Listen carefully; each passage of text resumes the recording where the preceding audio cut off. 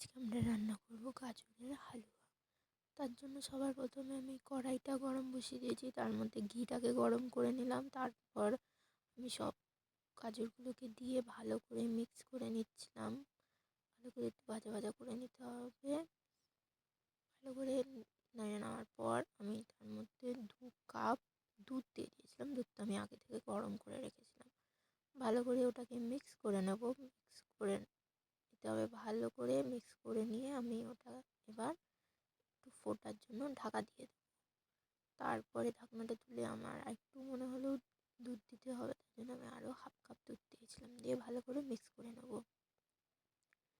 Mix করে নিয়ে গাজরটাকে সেদ্ধ হওয়ার জন্য আমি একটুখানি ঢাকা দিয়ে রাখবো। ঢাকনাটা খুলে ভালো করে আবার মিক্স করে নেব। গাজরটা তখন একটু একটু সেদ্ধ হয়ে আসবে দেখব। তারপরে তার মধ্যে অ্যাড করব চিনি। আমি 1 কেজি গাজরে আমি প্রায় 100 গ্রামের মতন চিনি ব্যবহার করেছি। চিনিটাকে দিয়ে ভালো করে মিক্স করে নেব। আমি দুবারই চিনিটা দিয়েছিলাম, একটুখানি আগে দিয়ে মিক্স করে নিয়ে তারপরে আবার একবার চিনিটাকে দিয়ে দিয়েছিলাম। পুরো আমি প্রায় 100 গ্রামের মতন দিয়েছি, একটু কম বেশি হতে পারে মাপে। সেটাকে দিয়ে ভালো করে মিক্স করে নিয়ে আমি আরেকটু ফুটতে দেওয়ার জন্য আবার একবার ঢাকনা দিয়ে দেবো। তারপর ঢাকনাটা খুলবো, খুলে ভালো করে আমি মিক্স করে নেব।